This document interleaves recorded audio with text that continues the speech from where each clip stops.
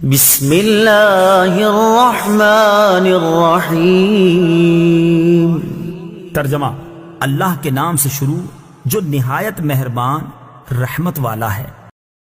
فتلقى آدم من ربه كلمات فتاب عليه إنه هو التواب الرحيم۔ ترجمہ: پھر آدم نے اپنے رب سے کچھ کلمات سیکھ لیے تو اللہ نے اس کی توبہ قبول کی، بے شک وہی بہت توبہ قبول کرنے والا بڑا مہربان ہے۔ فَتَلَقَّى آدَمُ مِن رَبِّهِ كَلِمَاتٍ، پھر آدم نے اپنے رب سے کچھ کلمات سیکھ لیے۔ تفسیر صراط الجنان میں ہے حضرت آدم علیہ السلام نے اپنی دعا میں یہ کلمات عرض کیے: ربنا ظلمنا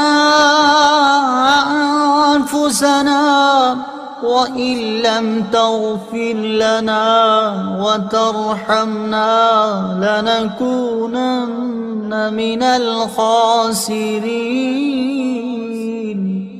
ترجمہ: اے ہمارے رب، ہم نے اپنی جانوں پر زیادتی کی، اور اگر تو نے ہماری مغفرت نہ فرمائی اور ہم پر رحم نہ فرمایا تو ضرور ہم نقصان والوں میں سے ہو جائیں گے۔ اور اس کے ساتھ یہ روایت بھی ہے کہ جو حضرت عمر فاروق رضی اللہ تعالی عنہ سے مروی ہے، نبی اکرم صلی اللہ تعالی علیہ وسلم نے ارشاد فرمایا، جب حضرت آدم علیہ السلام سے اجتہادی خطا ہوئی تو عرصہ دراز تک حیران و پریشان رہنے کے بعد انہوں نے بارگاہ الہی میں عرض کی: اے میرے رب، مجھے محمد صلی اللہ تعالی علیہ وسلم کے صدقے میں معاف فرما دے۔ اللہ تعالیٰ نے فرمایا: اے آدم، تم نے محمد صلی اللہ تعالی علیہ وسلم کو کیسے پہچانا، حالانکہ ابھی تو میں نے اسے پیدا بھی نہیں کیا۔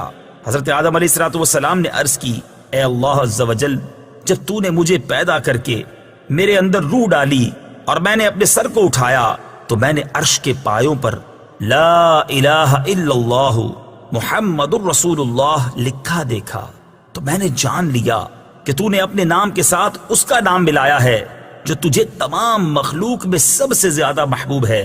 اللہ تعالیٰ نے فرمایا: اے آدم، تو نے سچ کہا، بے شک وہ تمام مخلوق میں میری بارگاہ میں سب سے زیادہ محبوب ہے۔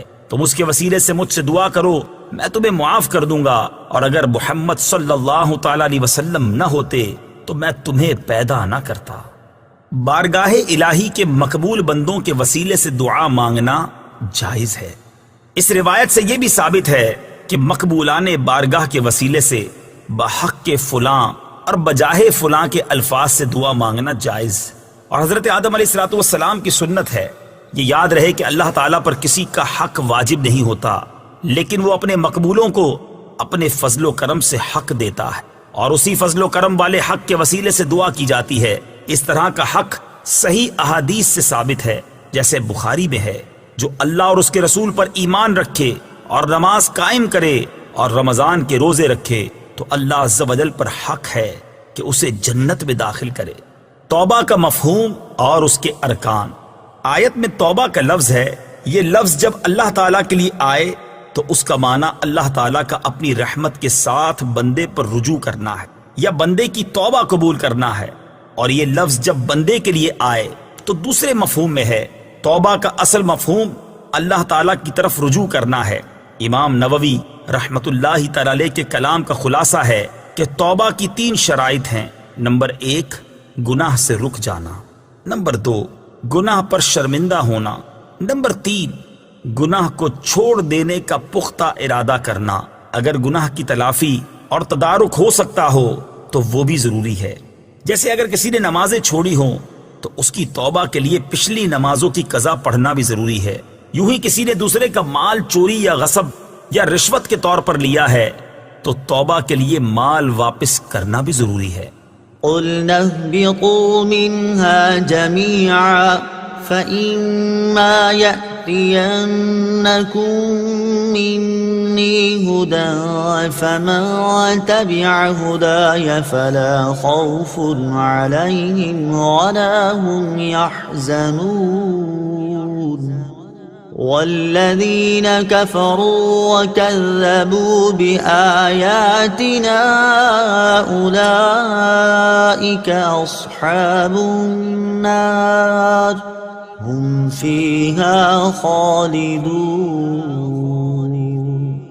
ترجمہ: ہم نے فرمایا تم سب جنت سے اتر جاؤ، پھر اگر تمہارے پاس میری طرف سے کوئی ہدایت آئے تو جو میری ہدایت کی پیروی کریں گے انہیں نہ کوئی خوف ہوگا اور نہ وہ غمگین ہوں گے، اور وہ جو کفر کریں گے اور میری آیتوں کو جھٹلائیں گے وہ دوزخ والے ہوں گے، وہ ہمیشہ اس میں رہیں گے۔ فمن تبع ہدایا، تو جو میری ہدایت کی پیروی کریں۔ تفسیر صراط الجنان میں ہے، ہدایت الہی کے پیروکاروں کے لیے بشارت ہے کہ انہیں نہ تو قیامت کی بڑی گھبراہٹ کا خوف ہوگا اور نہ وہ غمگین ہوں گے، بلکہ بے غم جنت میں داخل ہوں گے۔ یہاں جمع کے صیغے کے ساتھ سب کو اترنے کا فرمایا۔ اس میں حضرت آدم علیہ السلام اور حضرت حوا رضی اللہ تعالی عنہا کے ساتھ ان کی اولاد بھی مراد ہے، جو ابھی حضرت آدم علیہ السلام کی پشت میں تھی۔